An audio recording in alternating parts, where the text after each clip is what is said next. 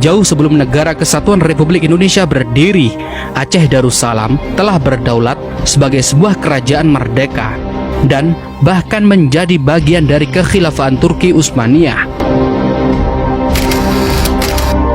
Hal ini sungguh-sungguh disadari oleh Soekarno, sehingga Soekarno mengajak dan membujuk Muslim Aceh untuk mau bergabung dengan rakyat Indonesia guna melawan penjajahan Belanda. Serta ditambah kesempatan bagi penduduk di sana untuk ikut campur mengambil bagian di dalam pemerintahan negeri. Dit zijn de eerste opnamen betreffende de militaire actie in Indonesië, genomen op het vliegveld van Semarang. Pada saat Indonesia mengalami agresi militer Belanda, Indonesia kewalahan. Sehingga Presiden Soekarno melirik Aceh agar ikut menghadapi agresi militer Belanda. Akhirnya, pada bulan Juni 1948, Presiden Soekarno melakukan muhibbah mendatangi Aceh Darussalam. Di Aceh, Presiden Soekarno disambut gagap gempita oleh rakyat Aceh dan ditapuk sebagai pemimpin oleh para tokoh setempat. Presiden Soekarno dengan sengaja menemui Daud Bereh. Soekarno selaku Presiden Indonesia memanggil Daud Bereh dengan sebutan kakak atau kakanda.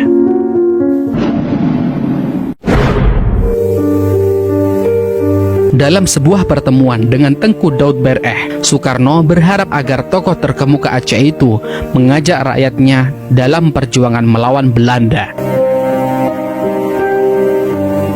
Sehingga terjadilah dialog yang sampai saat ini tersimpan dengan baik dalam catatan sejarah Aceh.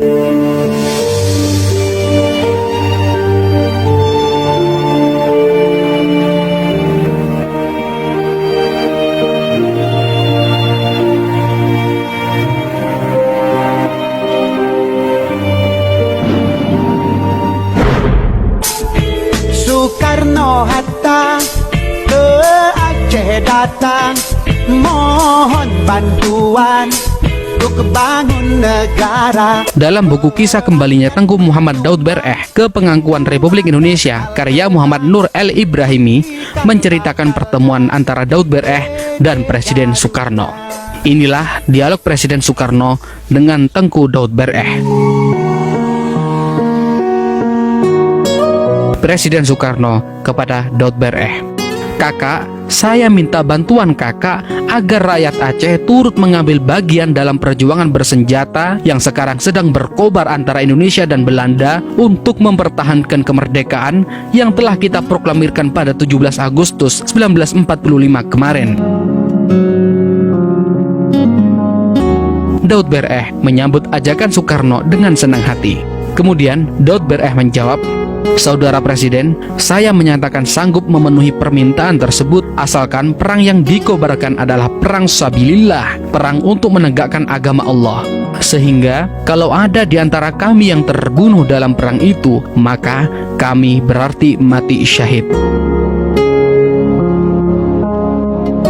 Kemudian Soekarno mengiyakan permintaan Daud Bereh. Soekarno menegaskan, "Kakak, memang yang saya maksudkan adalah perang seperti itu, perang yang telah dikobarkan oleh pahlawan-pahlawan Aceh yang terkenal seperti Tengku Cik Ditiro, Cut Nyadin, dan Tengku Umar, yaitu perang yang tidak kenal mundur dan perang yang bersemboyan merdeka atau mati."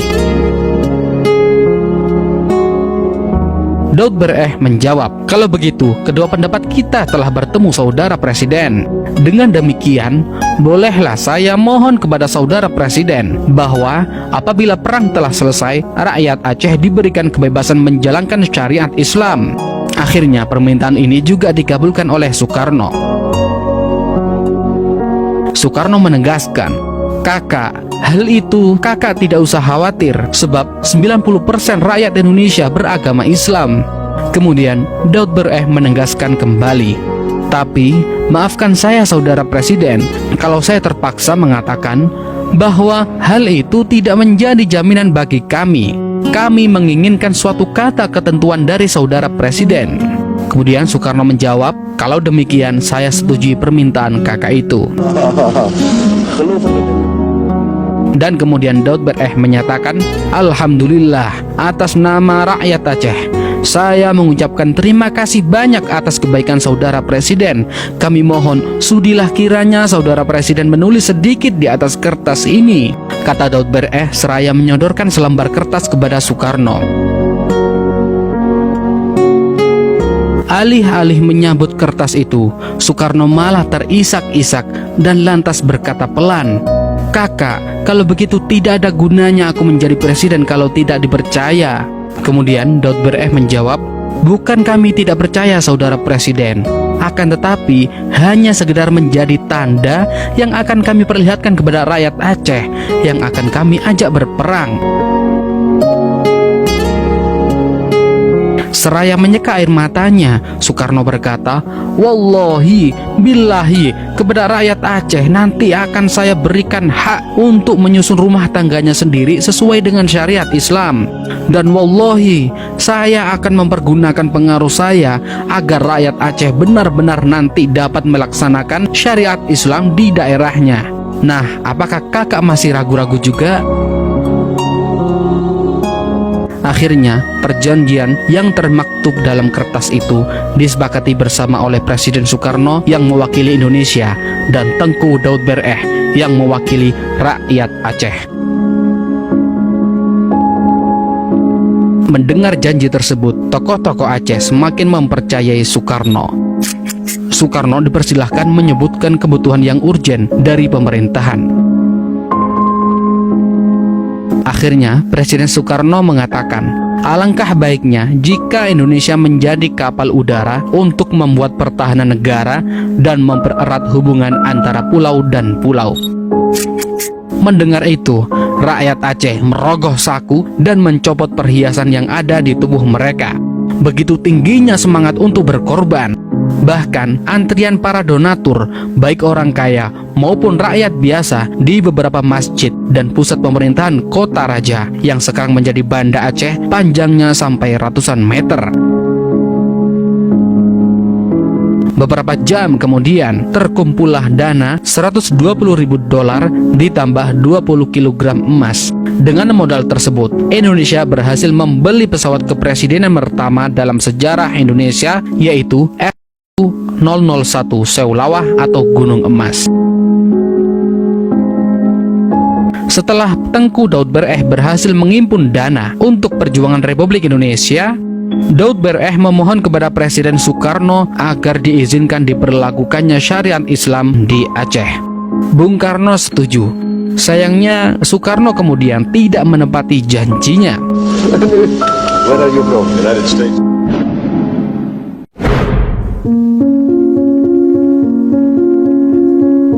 Satu tahun kemudian, pada tahun 1949, Aceh Darussalam bersedia dijadikan satu provinsi sebagai bagian dari Negara Kesatuan Republik Indonesia.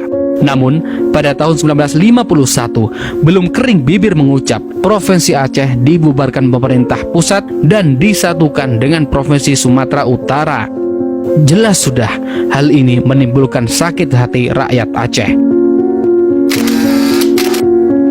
Aceh yang porak-poranda setelah berperang cukup lama melawan Belanda, lalu menguras dan menghibahkan seluruh kekayaannya demi mempertahankan kemerdekaan Indonesia tanpa pamrih, oleh pemerintahan pusat bukannya dibangun dan ditata kembali, malahan Aceh dibiarkan terbengkalai. Bukan itu saja, hak untuk mengurus diri sendiri pun akhirnya dicabut. Rumah-rumah rakyat, dayah-dayah, Maunesah, dan sebagainya yang hancur karena peperangan melawan penjajahan Belanda dibiarkan porak-poranda. Selain itu, demi alasan persatuan, Presiden Soekarno menolak pemberlakuan syariat Islam di wilayah manapun di Indonesia.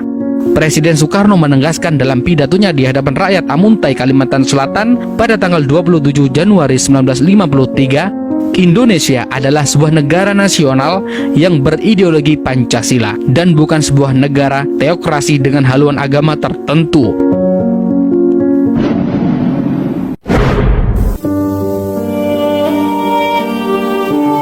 Sebagai bentuk pertanggungjawaban politik, pada September 1953, Tengku Daud Bereh memutuskan masuk hutan dan bergabung dengan DITII atau Darul Islam Sekarmaji Marijan Kartosoewirjo.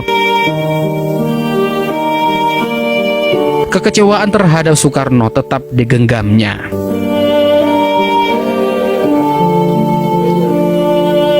Bung Karno telah menjilat ludahnya sendiri dan mengkhianati janji yang telah diucapkan atas nama Allah. Kenyataan ini oleh rakyat Aceh dulu dianggap sebagai kesalahan yang tidak pernah termaafkan. Dari fakta sejarah ini, semoga kita senantiasa mengambil hal positif yang mungkin tidak mengurangi kehormatan sang proklamator Soekarno.